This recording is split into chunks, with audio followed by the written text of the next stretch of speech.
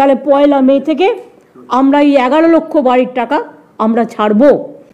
আমি বাংলার মামাটি মানুষকে প্রণাম জানিয়ে, শ্রদ্ধার্ঘ্য জানিয়ে, সম্মান জানিয়ে আমি সকলকে বলবো, আজকের বাজেটে একেবারে লক্ষ্মীর ভাণ্ডার থেকে শুরু করে, আমি লক্ষ্মীর ভাণ্ডার বলছি এই কারণে, কারণ আমার ঘরের মা লক্ষ্মীরা, আমার ঘরের মা বোনেরা, সমগ্র কমিউনিটি যারা 500 টাকা করে পেতেন, তাদের লক্ষ্মীর ভাণ্ডার 1 এপ্রিল থেকে তারা 1000 টাকা করে পাবেন।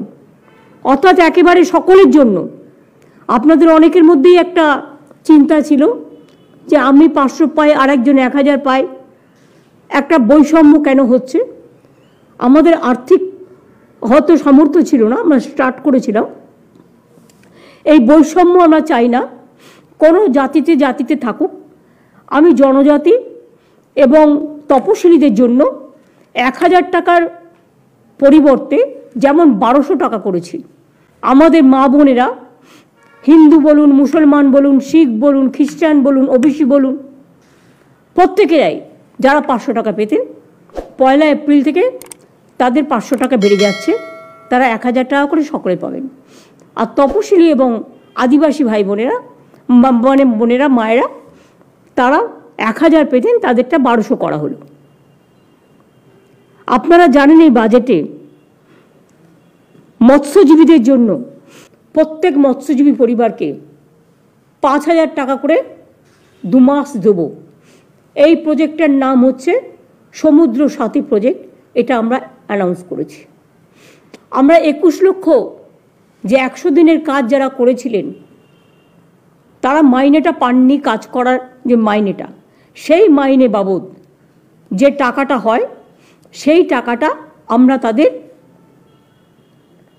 21শে ফেব্রুয়ারি থেকে তাদের ব্যাংক ড্রাফটের মাধ্যমে আমরা দিয়ে দেবো, ডিবিটির মাধ্যমে। এছাড়াও এটা মনে রাখবেন, 11 লক্ষ বাড়ি যারা খুব জেনুইন, সত্যি গরিব, অনেক রিভিউ করে 157টা টিম পাঠিয়ে কেন্দ্রীয় সরকার এটাকে ক্লিয়ার করেছিল জেনুইন কেস বলে। তাদের কাছে চিঠিও চলে গিয়েছিল, কিন্তু আজ পর্যন্ত সে টাকা তারা পায়নি। আমরা 1 মাস অপেক্ষা করব, তার মধ্যে কেন্দ্রীয় সরকার যদি টাকা ছাড়ে, ওয়েল অ্যান্ড গুড। আর যদি না ছাড়ে, তাহলে 1 মে থেকে আমরা এই 11 লক্ষ বাড়ির টাকা আমরা ছাড়ব। তাছাড়াও দুয়ারে সরকার এবং সরাসরি মুখ্যমন্ত্রীতেও কয়েক লক্ষ, 3-4 লক্ষের মতো অ্যাপ্লিকেশন আমাদের কাছে এসছে, আবেদন, তাদেরটাও আমরা বিবেচনা করে দেখব। এবং বাদবাকি যেগুলো পড়ে থাকবে আমরা ফেজ বাই ফেজ করে দেব। মানুষকে আমরা বঞ্চনা করতে দেব না।